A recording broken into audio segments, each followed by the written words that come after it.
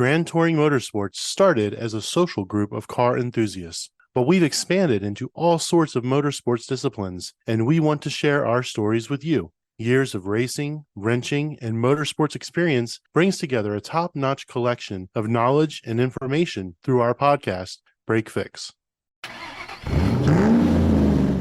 Ladies and gentlemen, welcome back to episode 50 of the Take Two. Wait. That's not right. I'm Brian. I'm on Take Two Podcast, but this isn't Take Two Podcast. This is the Break Fix Podcast. It is episode 50. I'm just hijacking the show today. What's up, boys? What's going on, Brian? That's right, folks. We're super excited to have Brian Stever from Take Two Podcast on Break Fix for our first ever crossover episode. That's right, folks. And if you haven't guessed it yet, we're going to talk about movies and cars. So hit pause, go grab some microwave popcorn, and then join us in welcoming Brian from Take Two. But this is going to be fun. So I've got my favorite cars from movie, favorite cars from TV, and then chase scenes. So let's kick it off. We talked to a lot of folks. We've done some other episodes in the past, our listeners will know, where we've reviewed some, car-specific films. And there has always been a long-standing, deep connection between cars and movies. And so I wonder, is it just the nature of the beast? Is it our society here in America being, car fanatics, Hollywood being in California with a huge car culture? Is that the draw? Or is there something more there, Brian? Oh, it's almost like any type of movie. Part of it has to be like, what kind of car did they have? What kind of car were they driving? What was the action scene? Anything that's with action, there's got to be some type of a car chase or some type of cool car, some cool character on scene. What was he driving? Any type of topic that way, you're going to get around to the car if you don't lead off with the car. And then for some characters, the car makes the man. Some of our superheroes, without their car, they wouldn't even be a superhero, and we wouldn't even have those cool movies. So since we went there, and I haven't figured out. I think you're more DC than Marvel, but you got to play neutral. It's okay. Sure. I'm good with it. Sure. Which superhero's got the best car? Not Batman. You got to take Batman off the table. Outside of Batman, who's got the best car? Probably Mr. Incredible from The Incredibles Part 2. That car is actually insane. Does that count as a superhero? You said he's probably DC versus Marvel, but isn't that Captain Marvel behind you? It is Captain Marvel. Yeah, that's my daughter's poster, but yeah, Captain Marvel's behind me. I am pretty down the road. I still read DC. The only Marvel I read still is Captain America. As far as reading wise, DC, but movie wise, I like them very independent because they're both different style, totally different. Marvel has their style, DC has their style, and I think I enjoy them for both. Eric has a theory about their style. Oh, do tell. It said Marvel does much better on the big screen, where DC, because their characters take so long to develop and go through their arcs and they're much more complex, DC is better in a TV series. Not wrong. It's the same argument I make about Star Wars versus Star Trek. Star Wars movies are amazing. Star Wars TV shows, not The Mandalorian, right? Because there haven't been any real Star Wars TV shows, and it doesn't make for good TV. Star Trek, awesome television. If you're a Trekkie, terrible movies. Let's face it. Okay, you're never going to argue with me that they're good. They're okay. We're just buttoning up loose ends with those movies. Yeah. So the same is true of DC versus Marvel. I mean, I can rattle off 1,000 DC shows that are awesome, and I'll openly admit that Green Lantern is terrible as a movie. It's #1 horrible DC movie of all time. I have issues on that too. So actually, since this is a crossover, let's talk about movies. I'm going to talk about Green Lantern for a moment, as if I was Tony on your show. So Green Lantern, biggest problem with it. Let me start with #1. Ryan Reynolds was the perfect casting for the wrong Green Lantern. He should have been Kyle Rayner, not Hal Jordan. Okay. It would have made way more sense for his personality to tell that story and not yet another boring origin story, because Hal Jordan's origin story is not that exciting, right? Until way later, until his third rebirth in the DC universe. Second, Sinestro would have been a way more interesting bad guy than that CGI'd dude that played Merlin in Merlin? No, not Merlin. Yes. He's one of the Skarsgård clan. I'm not. No. He played Merlin in The Kingsman. That guy. He was also in Sherlock Holmes and a bunch of other movies. He always plays a bad guy. I can never remember his name. Stone or something, I think his last name is. But at any rate, that would have been way better as a fight scene, as everything to show that struggle. And then thirdly, Parallax is a giant floating space diarrhea, right? I mean, I'm like, come on. I mean, it was terrible. It was the worst DC movie of all time. But the very first thing in public he comes up with is a race car to drive around that party, which is horrible. That's true. Like a Hot Wheels track around this party. Like, wait a second, why is our Hot Wheels car driving all over? That was pretty terrible. That was pretty terrible. But I gotta hand it to DC for their shows. I mean, there's some awesome stuff out there when you talk about Gotham and even Arrow in the early days. I won't talk about Legends of Tomorrow because that's right up there with Green Lantern. I'm having a hard time with that one. Legends, from what I understand, you need to just accept that it's going to be a wild ride and not try and make sense of it type show. Green Arrow seasons 1 through 3, I was ready to put it up there like top 5 favorite show of all time. 100%, yeah. And then after that, it kind of was like, faltered off. And when he died in the crossover, spoiler, I was like, all right, bye, you're dead. Goodbye. I'm okay with it. Well, that only took him 10 years to get to that point. So, whatever. So going back to superheroes with cool cars. Okay. I gotta tip my hat to Marvel. Tony Stark has cool cars. Oh, fantastic cars. That had to have become a thing that Jon Favreau was putting together. He's like, he's Tony Stark. He's got to have incredible cars the entire way out, especially since Jon Favreau. Audi sponsorship. Yeah, especially since he was going to be driving them most of the time. He's like, let me at least drive these on and off of set. So you're absolutely right. Cars and movies go hand in hand. Cars and television shows go hand in hand together. And that's what makes it a lot of fun to watch, because not only do you wish you could be that character, you wish you could be driving that guy's car. I mean, let's talk about Batman '89, Michael Keaton. I just showed my kids that movie for the first time a couple of weeks ago, and they saw the Batmobile. They flipped out. And I had that moment where I was like, that was me when I saw it for the first time when it debuted, right? And I mean, to your point, there's cars that are just epic in movies, and that's one of them for me, for sure. Sure. I didn't know you had kids. I mean, when that movie came out, I think is when you and I met. This podcast is 30 plus years in the making. This is very true. Fun. Yeah. Back then, I think our synopsis of the movie would have had smaller vocabulary words filled with, oh, dude, did you see that was cool? Yeah. Oh my God, it was so cool. Really car. The fire came out of the back of the car. That was it. Fire, that and the shields. The Batmobile, the biggest thing was shields. Just hitting and the remote. Like he had the original remote starter from back in the day, where you just hit that shield and it covered it all up. You guys are talking about the cars that are featured in the movies. One of my favorite pastimes is looking at cars in the background. Oh my God, that guy's driving a Mark III Jetta. What the hell's going on? Well, that was pretty obvious in the Fast and the Furious there. No. I think in The Ring, she was driving a Jetta as they were going up country or whatever, or maybe it was a Volvo. I don't know. It was weird. I have that same sickness that he mentions there, where I have pointed out cars in the background. I will freeze frame, and my wife is like, "Are you serious?" And then I'll get up and take a picture, like send it to my sister, like, check this out. There's this car in the background. And, everybody's just shaking their head. And I'll never forget the first time I did it to her, we're watching Trains, Planes, and Automobiles, right? Classic film. And it's within the opening 5 minutes, there's that scene as they're kind of going down the main boulevard there. And I'm like, oh my God, that's a first-gen Scirocco. And my wife's like, what are you talking about? I'm like, pause. And I'm like, slow back up. And I'm like, look, it's the rear quarter panel of a Scirocco. She's like, you have a problem. And I'm like, yes, I do. I'm out of my league on this podcast already. I can feel it. I just look at the car. You guys have already picked out ones in the background with their license plates and bumper stickers. That's okay. I'll see if I can hang with you boys. It's all good. Well, you're the movie buff here, right? So, I mean, this is great. But like we said, there's a huge crossover. And you mentioned chase scenes. So let's talk about that. Okay. What are some of your favorite car chase movies? Because that always seems to be the thing that gets us as a kid. Yeah, sure. It's just them driving all around town, of course, having other cars crash into each other because they're weaving in and out of traffic. You always have to have that intersection scene where they're flying towards the intersection. Other cars are crossing. It's completely blind. You don't know what's going to happen. And somehow magically they make it through. I mean, some of the best out there, more recently you had like Baby Driver came out. I know we're not allowed to talk about Baby Driver due to a certain actor that's in it that's not allowed in Hollywood anymore, Kevin Spacey. But the opening scene, when they match the songs, literally the beats of the song to the shifting of the gears and the sliding through the, the highway and on ramps, off ramps, everything matches up with the sequence of the music too. It's like, not only are we having these really cool car chase scenes, which the car driving abilities by itself, they're fine. We've seen that before. It's great. He can turn it around backwards and hit the emergency brake and all that. That's great.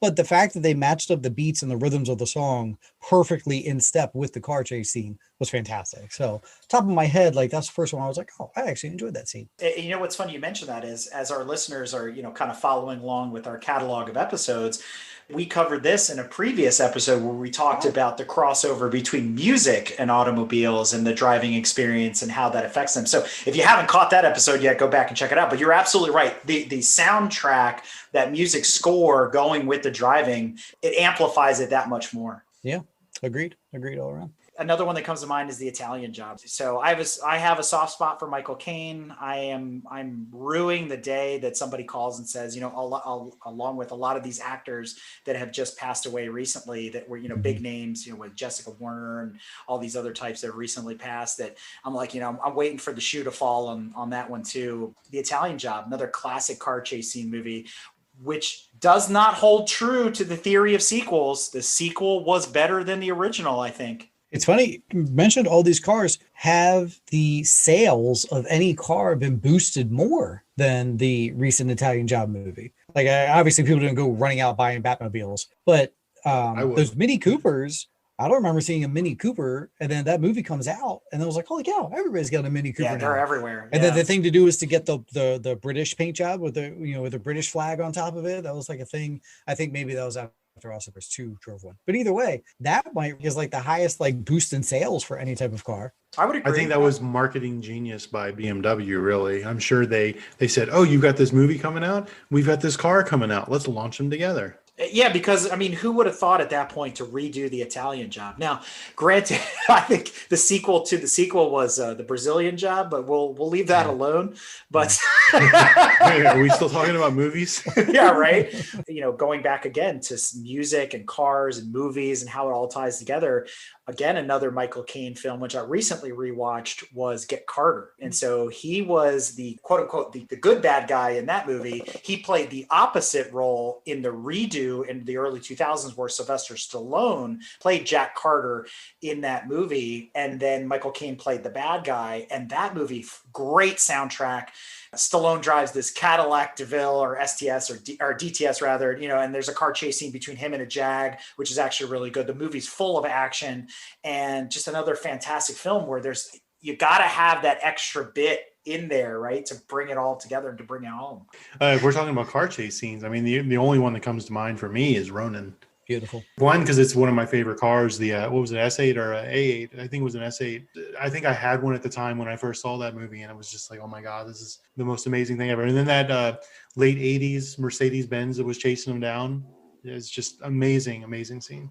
That was a good film in general. Yes. I think it took a lot of people by surprise. Well, I like the fact that I think historically excellent car chase scenes don't always go hand in hand with great movies. No, I was going to agree with you. First one that pops in my head on that one is Duel, one of Steven Spielberg's first ever films. And that was a big car chase. The movie itself is okay, but I was thinking the exact same thing. And with Ronin, sorry, back to your point though, you don't think Robert De Niro car chase scenes. Like when I say, hey, give me your Bob De Niro characters that he's given all the time. It's going to be a long time before you're like, oh yeah, he wasn't that really badass car chase scene, wasn't he? And so that's why I think that's an underrated pick. Absolutely.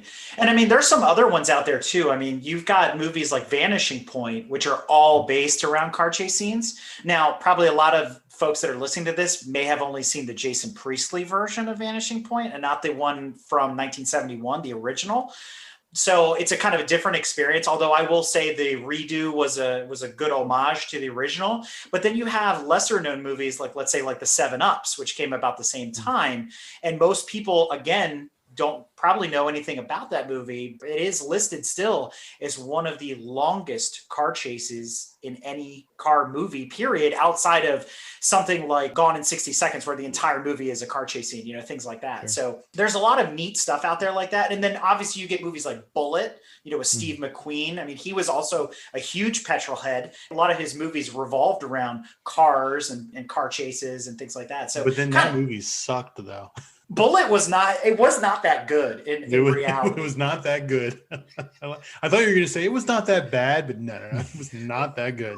I don't know. I have a fondness for it, but it's not at the top of my list. If I have to pick a McQueen movie, I'm going to go with Le Mans. But then not a lot of people can tolerate that movie because it has literally 5 minutes of dialogue in a 3-hour movie. It is painful to watch unless you're a huge fan of the early 70s, like Le Mans racing or whatever, which we'll probably compare and contrast to Rush and some other movies as we continue the conversation. Yeah. Gone in 60 is actually one of my favorite. The Nick Cage Gone in 60, to be honest with you. It just, if he didn't jump off that 18-wheeler as a ramp, to me, that like tarnishes everything. Maybe it's because of the CGI. I wish they would like redo it now with like current CGI. Once that Shelby, which is just an absolutely stunning car, in my opinion, that GT 500, was it 67, right? I think. Right.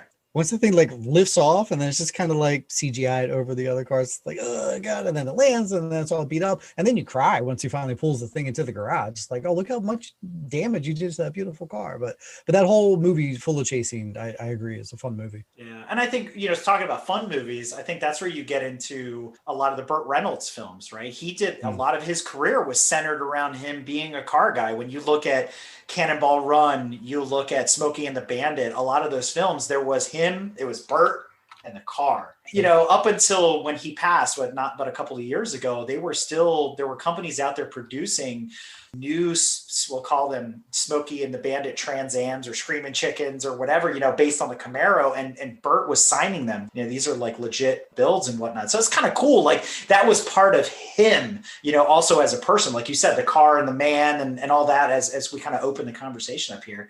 So can you think of any other maybe famous Hollywood people that would be really coupled with cars like that as part of their, let's say, their resume? So to answer your question, I mean, the first one that pops in my head is Vin Diesel, right? Vin Diesel with Fast and Furious franchise. They go part and parcel. Even though The Rock and Statham have almost stolen it away from him, I'm later on this year we get Fast 9. I'm so excited for that. Yeah, it's Fast 9. Fast 15, Fast 90. Fine. Yeah, very good. So I'm intrigued to see how, where the franchise goes back without Statham and Rock, like bring it back to your original roots, and that for me ranks up that inaugural movie, that first film, that final scene, because I've always been more of an American muscle car guy, and that entire movie, not so much until that final scene. When he goes and then he gets the American muscle and then that thing roars out of that garage coming out and it's like, yes, here we go. And then so that movie ended so powerfully. And then they made 18 more films after that. But either way. Yeah. And Tokyo Drift, which we'll talk about. So, Brian, do you have like a favorite movie car, something that really sticks out at you, maybe super iconic or something? We talked about at the beginning, Batman and stuff like that. But is there, we didn't really expand upon that. Is there something else on your list? A few that I throw that we already mentioned Eleanor from Gone in 60 Seconds. The first time I saw that film, I fell madly in love with that car. I mean, just the coloring, the silver, the streaking. I was like, oh, I'm a big fan. I grew up a Corvette guy, and then I saw that, and I was like, oh, okay. I kind of like Mustangs now. That's glorious. The Batmobile 89, obviously brilliant. Your 1981 DeLorean that was used in Back to the Future. I was wondering if you were going to say that. Yeah, who didn't want to own that? But to be honest, I only want the DeLorean if it has a flux capacitor. Just the regular DeLorean by itself. It might be cool. No Mr. Fusion. What's wrong with you? You have to have Mr. Fusion so that way he can give you the fuel to get you there. But I thought the other thing, chicks dig it. The shaggin' wagon. Get that Dumb and Dumber van. Get it totally looking like a big shaggy dog, right? Did you sell Petey to the blind kid? So I mean, just think if you drove around town in a dog, it would be pretty wild. For me, I'd have to say the pussy wagon from Kill Bill. Oh my God. It's a Chevy Silverado. That or the 928 from Scarface. When he walks into the dealership all coked up and buys a brown 928. They reused that in Weird Science later, so it's the same brown 928. Really? It's the only 928 left in existence. Who knows, man? There were not many of those to begin with. But no, I'll give you points for that. I mean, and it's funny because there are memorable Hollywood cars like that. I think they're, those custom made cars, the Shag and Wagon, the Munster Mobile, right? The Addams family had their thing. But anyway, well, I'm gonna talk about something you guys probably don't realize, but it's not just cars, but motorcycles in movies. And someone who's in a lot of movies with motorcycles, you probably don't realize, is Lawrence Fishburne. He was in Fled, where they had the Ducatis. He was in Biker Boys with the Hayabusa. In The Matrix, they had the green Ducati. He didn't ride it in The Matrix, but he rode in both Fled and Biker Boys. Classic movies. All true.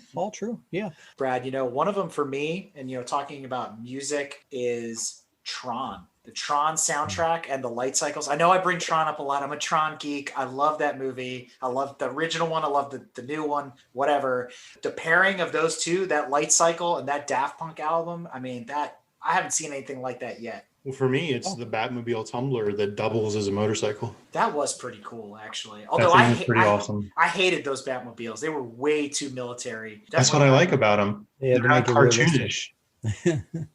That tumbler, they had 6 stunt riders try and ride it, and the only one that could do it was actually their instructor, who was not necessarily in shape to be Batman, but they got a suit to fit him, and he's the only one that was able to handle that for those scenes. So if you look closely, you can see that he weighs a little more than Christian Bale, we'll just say. Chunky Batman. Sure. Batman. Which, we're talking about Batman again. Here we go. If you remember Batman 89, remember that scene where he's chasing the Joker in those old Plymouths, the purple and green Plymouths that they were driving around. There's that one scene where he's got to make that really tight corner and he uses the grappling hook to basically slingshot the car around. I actually read about that years and years later, that Batmobile was apparently built on some sort of like Cadillac chassis. So it's quite long. And because of the way it's structured, if you look at it, it's a huge wedge, like not just physically aerodynamically, but the footprint of the rear end is really, really wide and the front's super narrow. So the turning radius is like really awkward because the car is not balanced, because it needs to have that particular stance and that presence.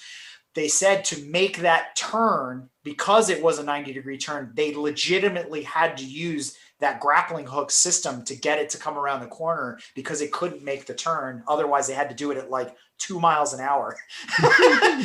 So I thought that was actually kind of cool that sometimes, the deficiency begets that coolness in the film, right? Wow. So very cool. If we're thinking motorcycles, I would throw Tom Cruise onto that. I would throw Schwarzenegger onto that. Like, you can always just picture Schwarzenegger on the bike, especially Terminator 2. Yeah, and then you got to throw Peter Fonda and from you guys going way old school tonight. I'm loving every bit of this. I like the 2 wheels. I love 4 wheels, but I got a soft spot for 2 wheels. Okay, nice, very cool. Really, Tom Cruise? Look at all that this scene in Top Gun where he's sitting there riding, and then all of a sudden he sees the jet take off, and he's like, "Yeah, but all those the Mission Impossibles. He's on a motorcycle in almost every. There's like 900. Yeah, is he really on a motorcycle or is he green screened? Come on. He's a rider. He does all his own stunts. Brad's on it. He does all his own stuff. Studio hates him for it, but he won't sign a contract unless he can do his own stunts and he does all his own riding. That's good stuff. Statham does his own stunts too, and I don't know. Mission Impossible 97 or The Transporter. Come on. But talk about an underrated film. The original Transporter didn't become popular until way later. Like, it had been out for a while before it really, to use a pun, got traction. And I saw that movie and I thought it was absolutely fantastic. Very underrated originally. But then, they pumped it full of steroids and it's become what it's become today. But I'm kind of anxious to see if maybe another one will come out. Hopefully not a Hobbs and Shaw 2, but whatever, I'll watch it anyway. There will end up being 9 Transporters. Well, then they already changed guys and they did a show and it's become ludicrous. It's probably on, no offense, it's probably on the CW somewhere with the rest of Riverdale and Stargirl and everything else. How many things are they transporting anyway? I don't know, but it is, trafficking in persons though at the end of the day. So we're just going to leave that where it is. If you did Hobbs and Shaw, need to add a disclaimer. Yeah. If you did Hobbs and Shaw, you could just connect all of them and attach them to a helicopter. They'll just fly like a tank and 3 trucks and put that all together like they did. So it becomes, what was that cartoon show when we were kids? Mask, M-A-S-K, right? Where they had the car and the helicopter and the bike. Remember that? Like, right, lesser known. But we're in the Wayback Machine now, aren't we? We should wind that thing up. In the before times.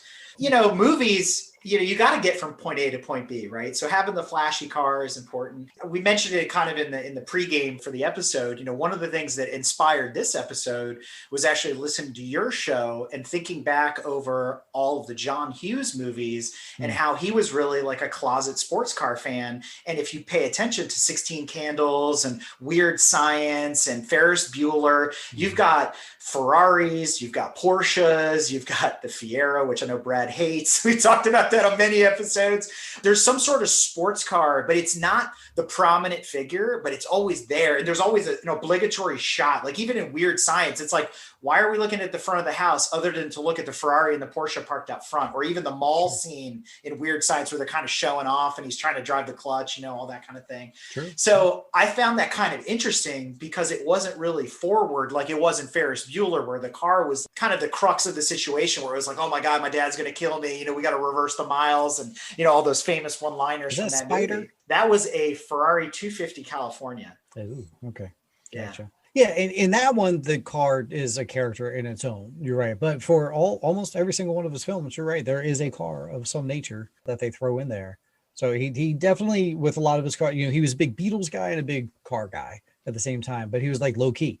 You would find him, he was like slipping some Beatles, and then he would also slip in some cars into each one. So that's pretty astute of you, Eric, to pick up on that. Thank you. Mm-hmm. It also helps that I watch those movies like 10 times a year, but at any rate, stuck in the past.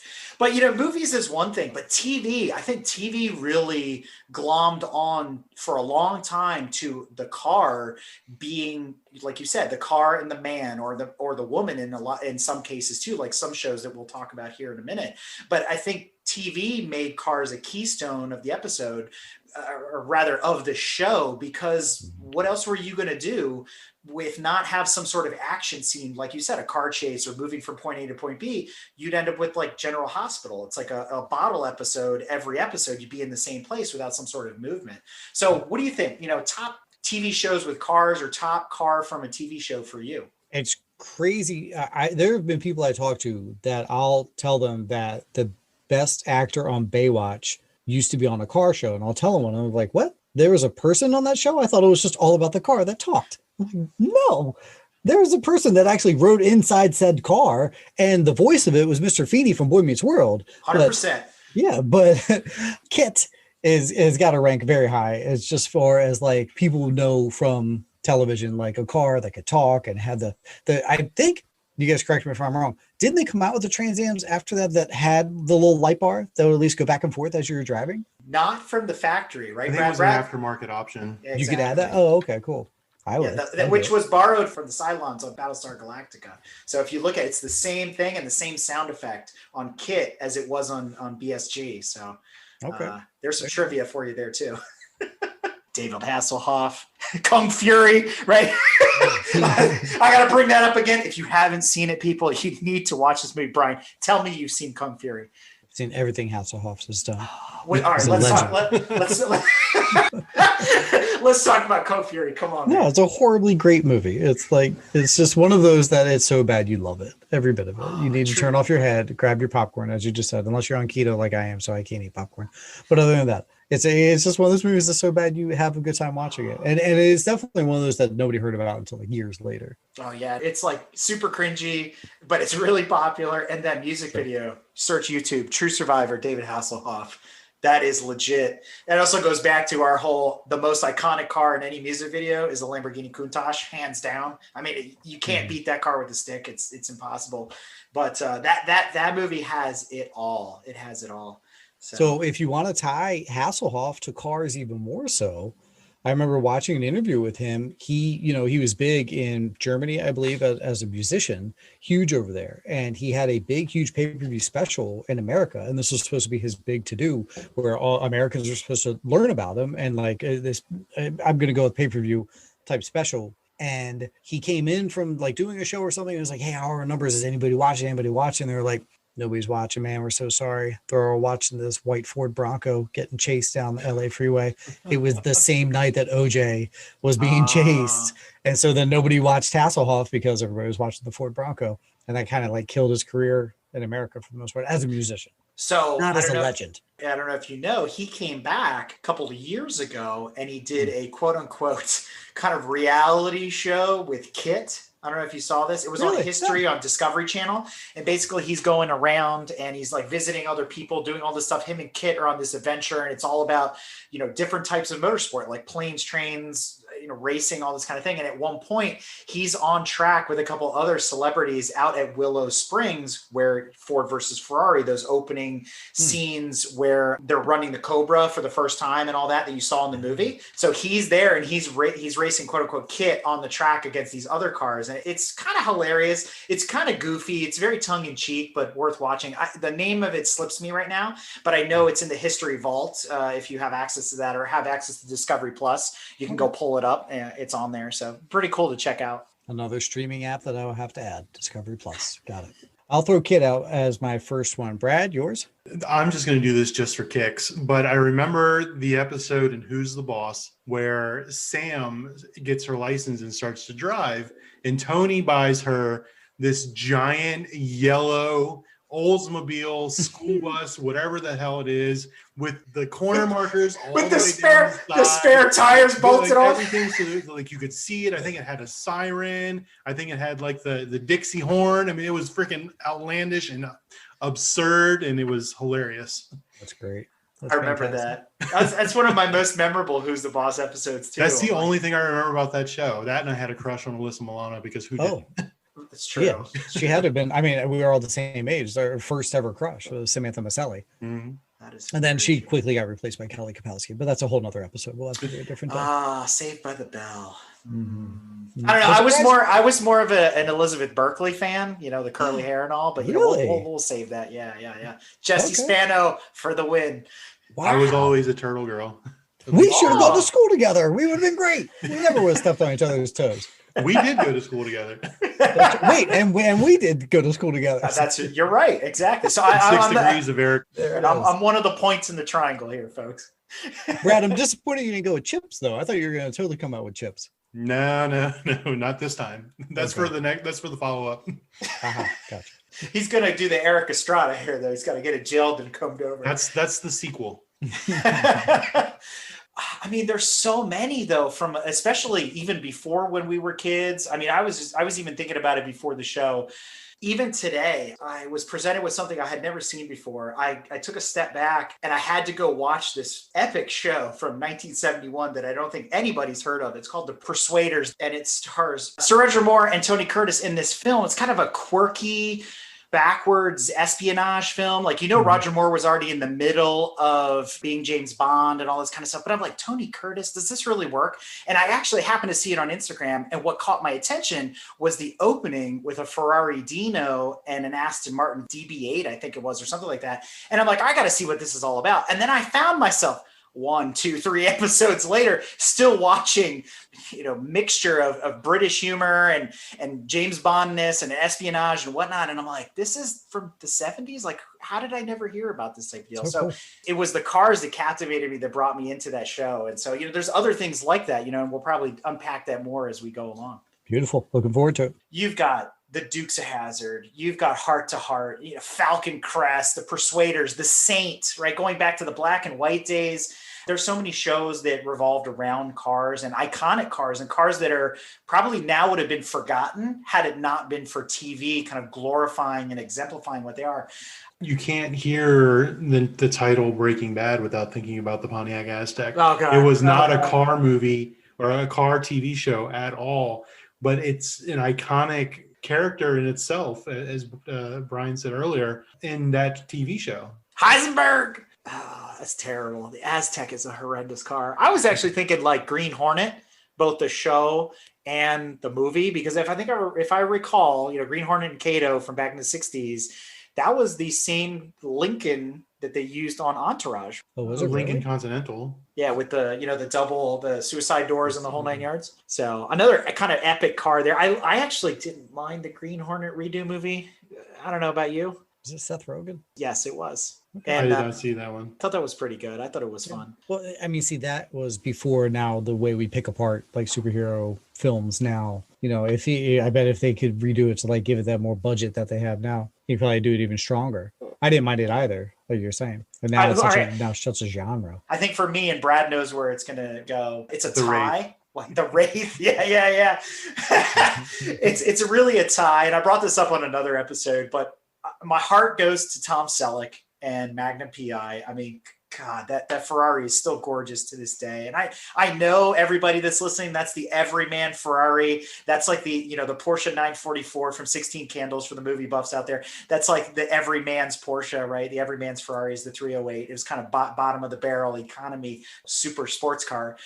But it's still something to behold, and it brings back those memories. And I tell you what, the true story, I was in Honolulu for work, and I had gone to dinner with some folks, and I'm sitting out like over this overlook and kind of look, beach to one side, city to the other side. And I happened to get the poor seating choice of being the side towards the city, but it made my night as I'm sitting there, eating moonfish and all this crazy stuff that you can get in Hawaii. And I look out and I hear this distinct sound. And no lie, there's a dude drives by top off in a red Ferrari 308. And I was just like, oh, this is awesome, right? So that kind of made my day. They do exist in Hawaii. Maybe that was one of Selleck's cars. I don't know.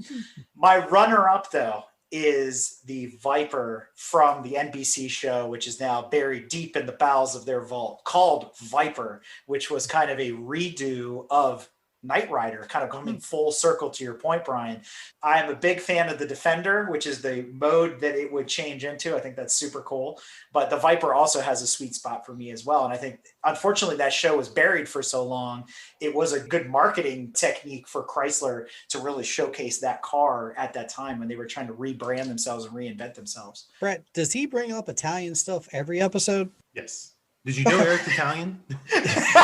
Just making sure. Well, he said the word Ferrari like 11 times so far today. So I just wanted to... Are you keeping count? There's another It's one. like the people who count the F word in Scarface. So is this Eric's new F word? This could be his F word. It's Ferrari. Ferrari. But Eric brings up the Dodge Viper from the show of the Viper. But when Pontiac re-released the GTO, when they brought it back out, there was a short mini series surrounding that car as well. And actually somebody from Maryland was the star of that. Chris Carmack went to high school with one of our buddies, Andrew, in Olney, Maryland. Cool. Hi, Chris. Hi, Andrea. There goes the star. The more you know. Exactly. The only other one off the top of my head that I was thinking was I think it was the 79 Country Squire, the family truckster from National Lampoon's movies, which became a character in and of itself, at least in the first film. And what kind of car was the blonde girl driving that he was fantasizing over? Was it a Tercel? I'm not sure. Oh my God. Blasphemer. Brad, would you like to take the steal? What is this one? What movie? National Lampoon's Vacations. Yeah. The Winnebago?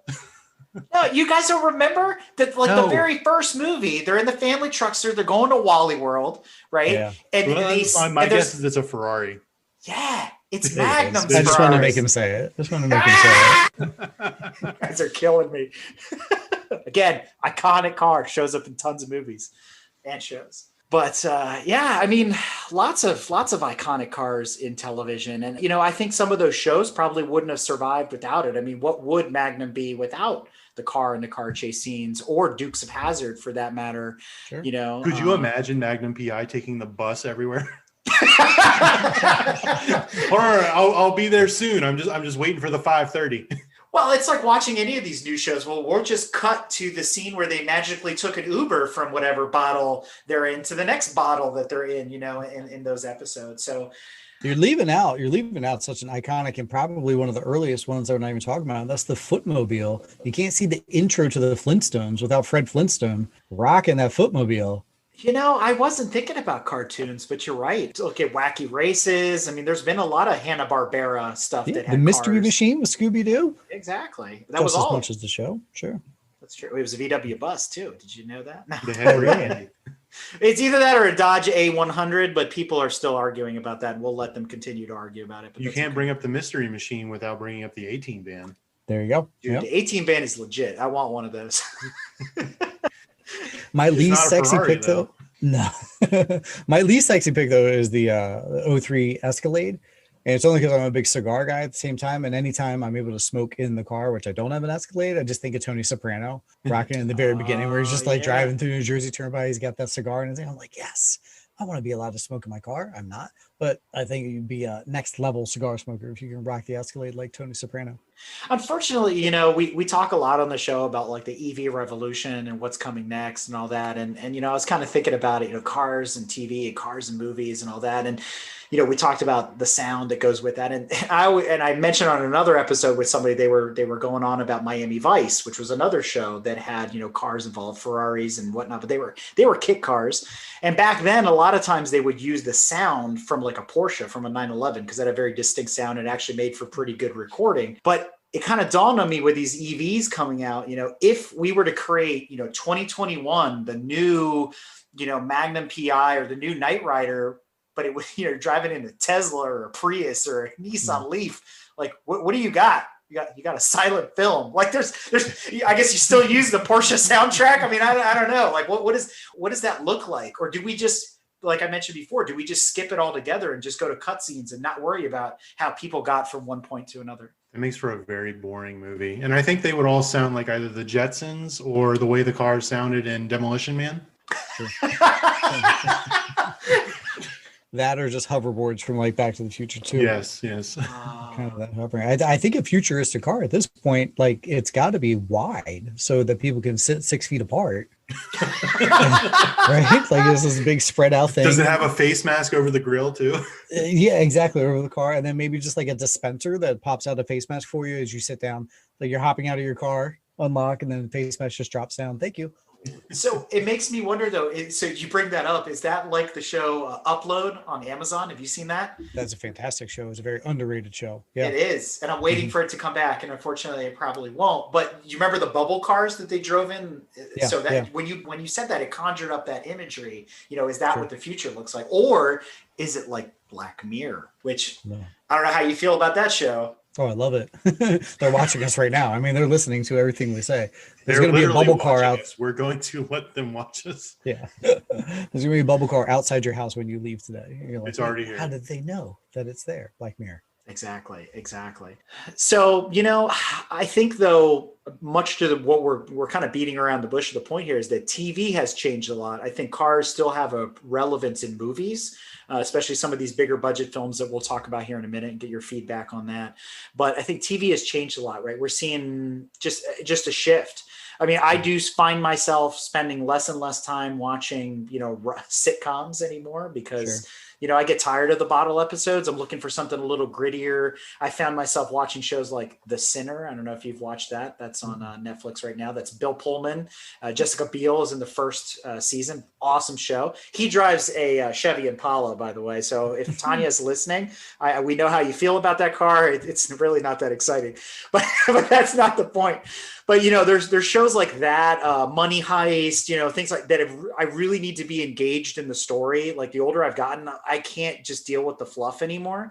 But I have seen a shift though, where a lot of the stories that I guess we missed as kids that were in the news are now becoming mockumentaries. And I did a review on this on our website, and I know I shared it with you guys on Take Two Universe, where must see mockumentaries like the Shelby American story or the Fangio story, which was a little bit borderline straight up documentary. But then you have things like Framing John DeLorean with Alec Baldwin, right? Talking about not DeLorean the car, which is iconic as we know, and was the car of the future for a long time there, but the man, John Z. DeLorean, right? And his whole story. And I don't know if you were able to catch up on that after we posted about it, but I wanted to get your thoughts. Yeah, I watched it. I was glad you posted because I hadn't come across our radar whatsoever. And I actually made my co-host, Tony, he watched as well. It like you just said, it was more on the guy, which any story that is more character driven is better than just your plot, in my opinion. But no, it was a good doc. And the other docs that you've been throwing up there, the mockumentaries that you mentioned, that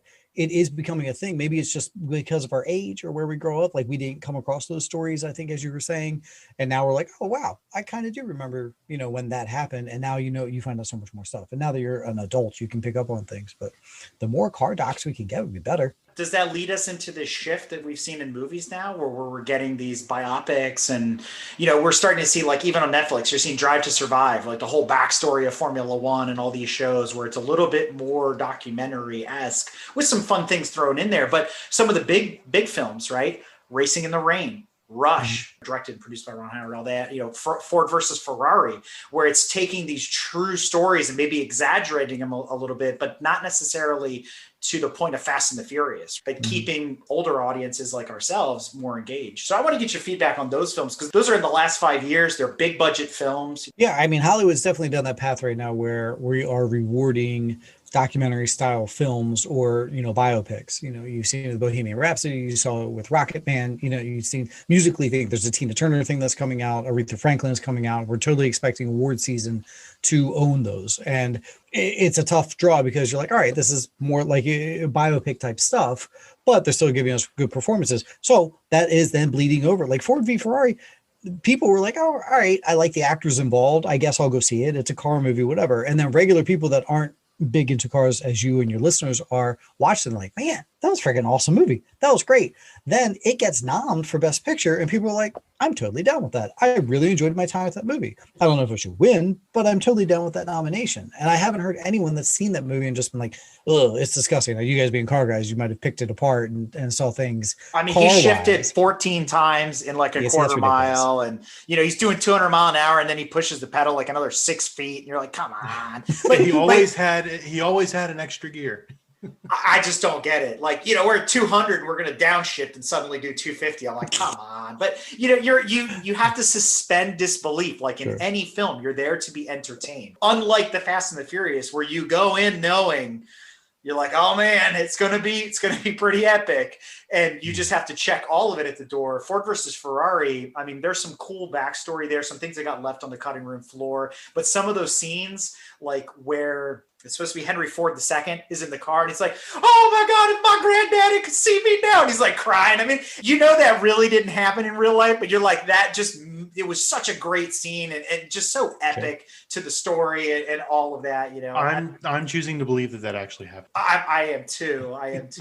Now, I will say the scenes with Iacocca, which I thought was cool because that was the first time I had seen Lee Iacocca represented in any movie until this point. And I want them to expand on that because if you don't know his backstory or has read his memoirs or his autobiography or whatever, truly gifted, genius businessman, saved Chrysler from the brink twice over.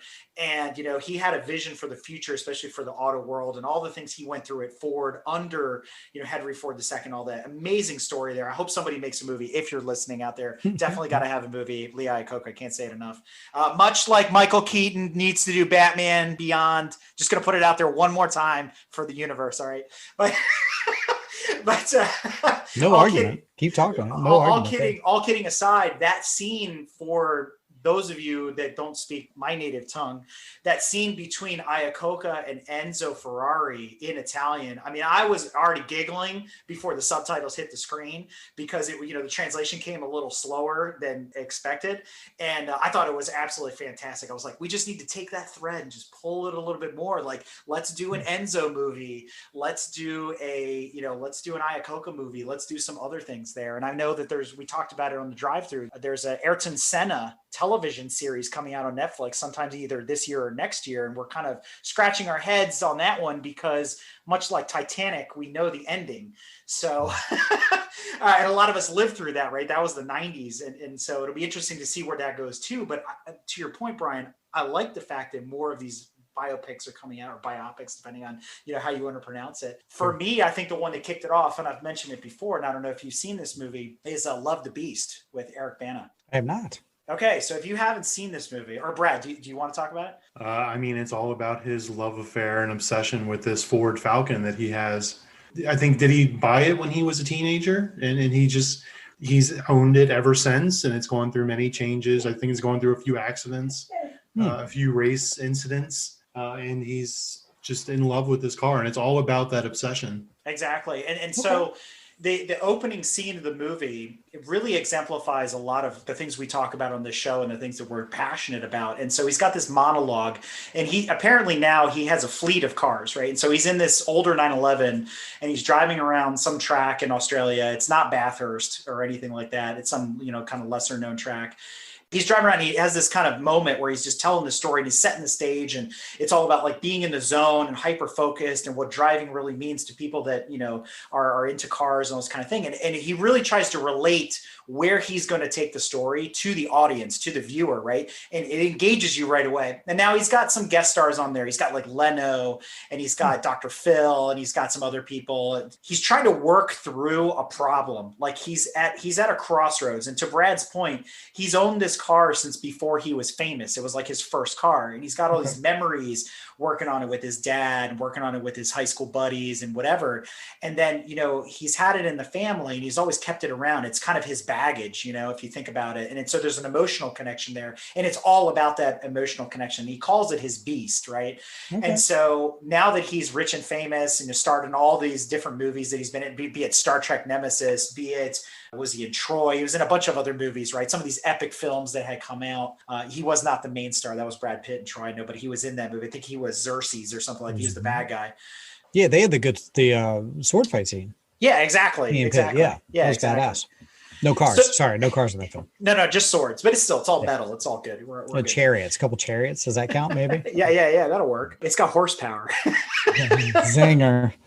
So, with that being said, make a long story short, now that he's got money, he's like, I'm going to do all these kinds of things. And Brad said, he got into this race, and I don't want to spoil it. Something happens, and now he's like, what do I do? Do I let it go, or do I, breathe new life into it yet again? Another time over, and not to say that he can't afford it, but it was an emotional journey, and it's a very emotional film, and I highly recommend it, Brian, if you haven't checked it out. So definitely worth watching. I like it. Very nice. I'll take the recommendation. And I echo Coco have that, especially if John Bernthal plays him. Yeah, he did an excellent job. So, and he looked pretty much like anything he does. Yeah. Yeah. And he looked a lot, I'm going to say he didn't look a lot like, but he resembled Iacocca. There was a good casting call, I think, on their choice. We talked about Ford versus Ferrari. What did you think of Rush? I enjoyed it. I have not seen that in a minute. And I remember you were mentioning it, I believe, in the show notes or whatever. I was like, crap, I wish I had time to go back and rewatch, because I remember enjoying my time with it. A little darker, a little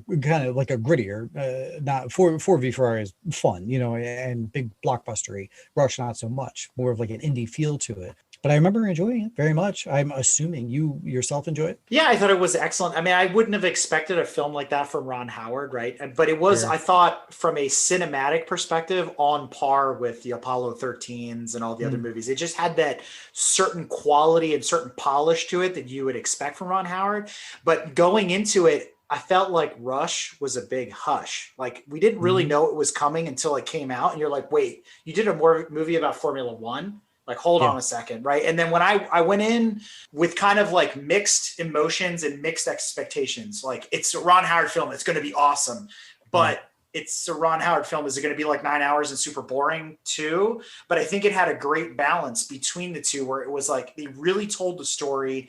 He really made a point. To your point, it was darker, it was grittier. It was the behind the scenes of all the things that were happening in Formula One in the 60s and early 70s. And I think it was absolutely fantastic. Good call. Good call all around. I know, and Brad can talk to this as a pet owner at some point, but what did you think of Racing in the Rain? I'm trying to think of the pet. Now, I'm probably not remembering the film properly then. Not what I expected. I did not read the book, so I did not know what to expect. And yeah, very sad. But it's not necessarily a car movie. It's about the dog and the guy and all that stuff, right? It's about a series of unfortunate events, basically. Okay. I mean, everything is like negative. So the only tie-in to being in cars is the fact that the main character happens to be a race car driver. His passion is cars, and his dog, like, it's seen through the eyes of his dog, who apparently also has a passion for cars and everything like that.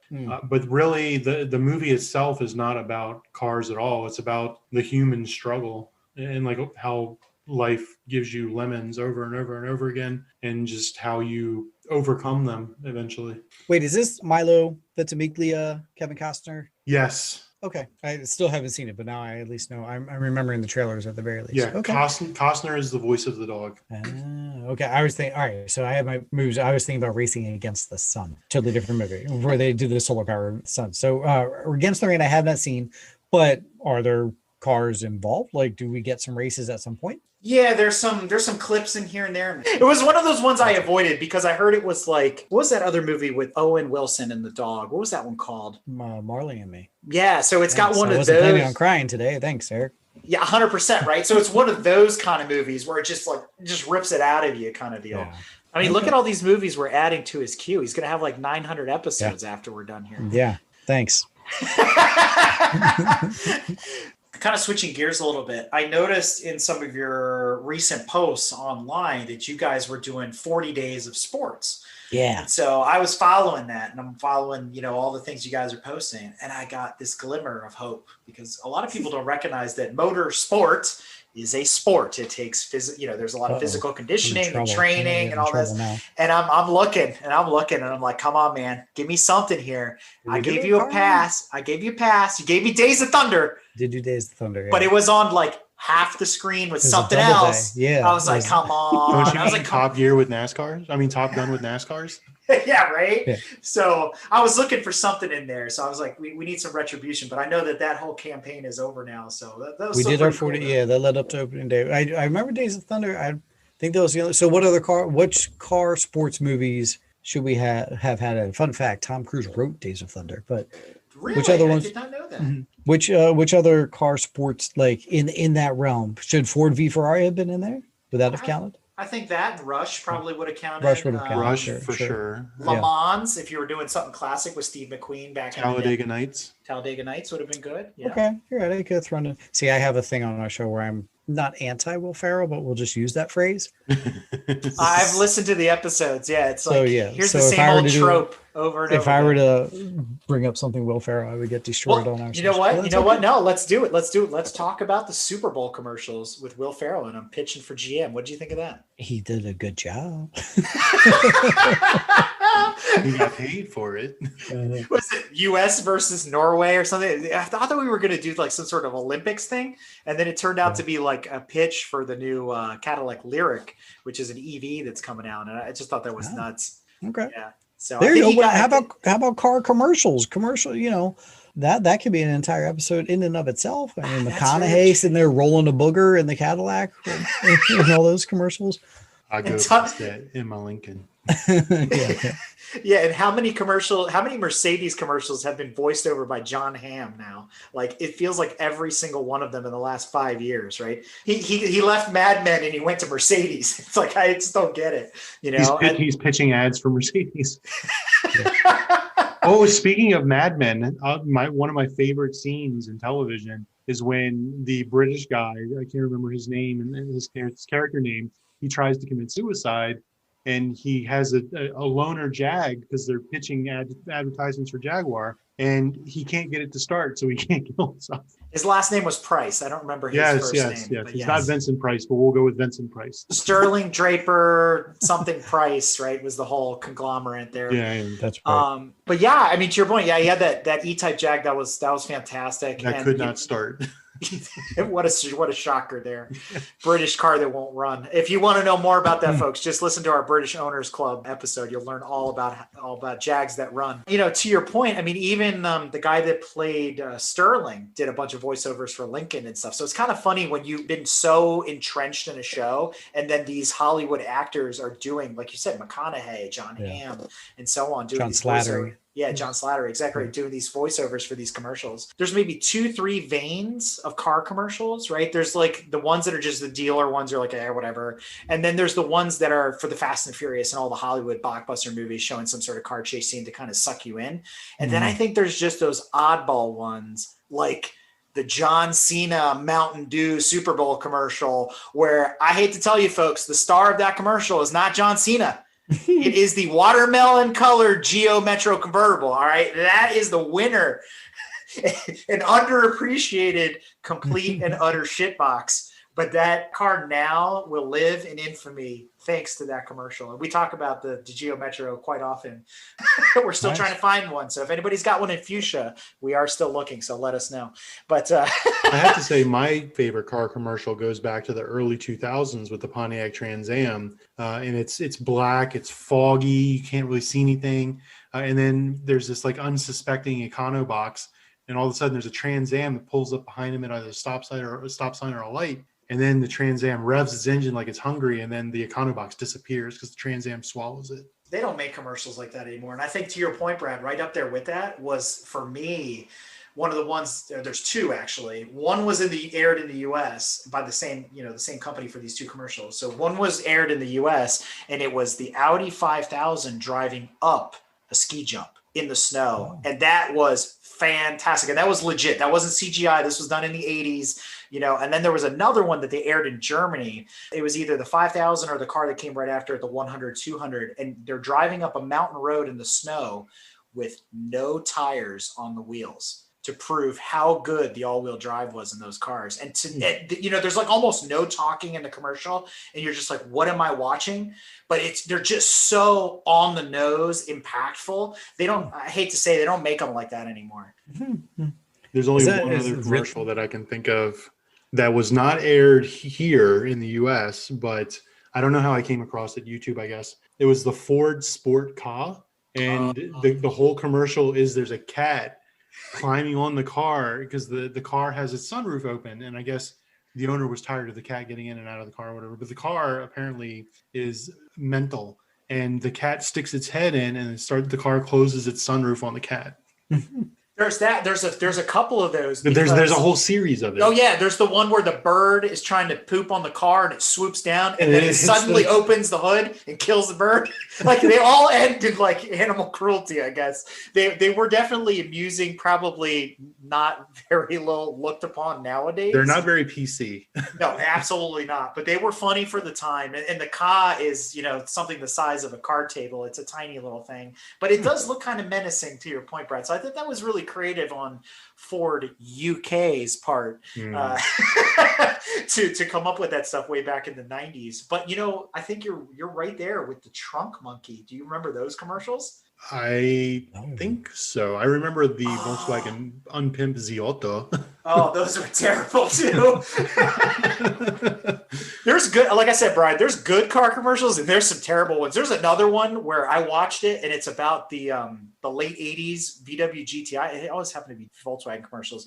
And it's like, it starts off and it's like, it's called The Man, I think it is. And it's like, this is the man that does this and that. And this is the man that does the other thing. And it's basically like this dude was going to go basically end his life. And instead he walks out and he sees his GTI and suddenly he's like, yeah, I'm over it. I'm going for a drive. And you're like, whoa, this is dark stuff, right? Like this really aired on TV. Like it's pretty nuts. But no, the Trunk Monkey, those were some of the like early like web ads, like webisode ads. And it was, I forget, it was like something out west. And it was like this guy's like roadside assistance. And so he hits like this OnStar button and the monkey comes out of the trunk and he's got a tire iron. I mean, it's like,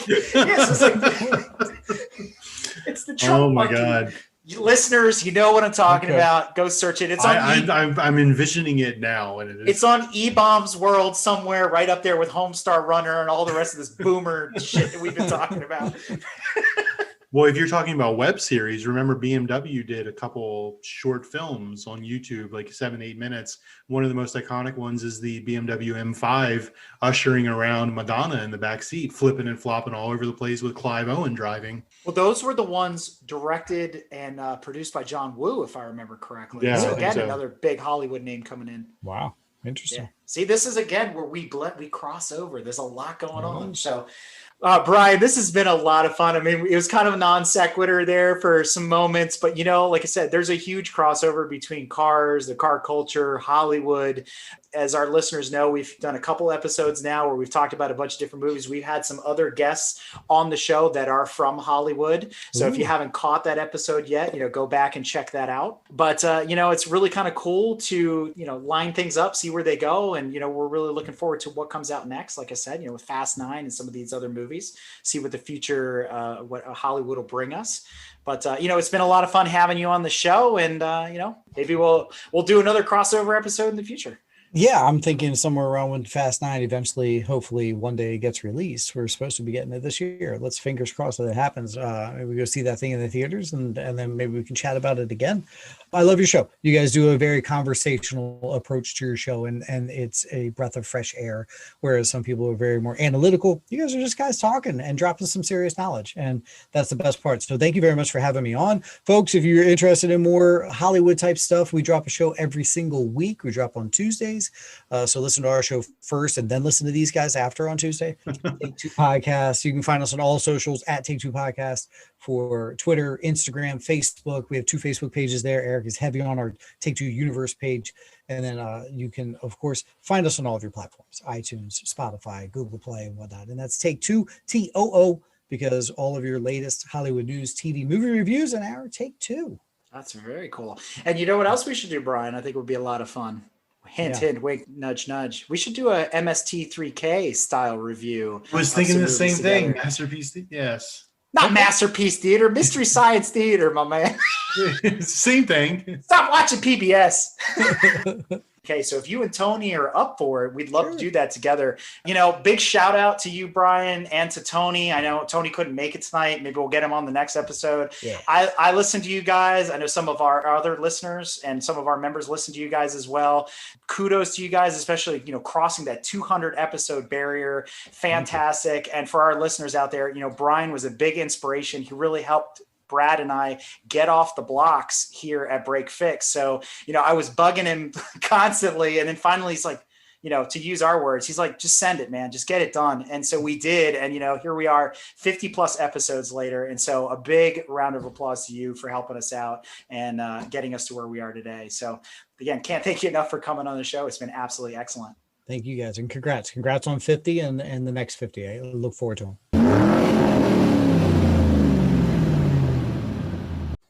That's right, listeners. If you enjoyed this episode, be sure to check out our Patreon for a follow-on Pit Stop Minisode.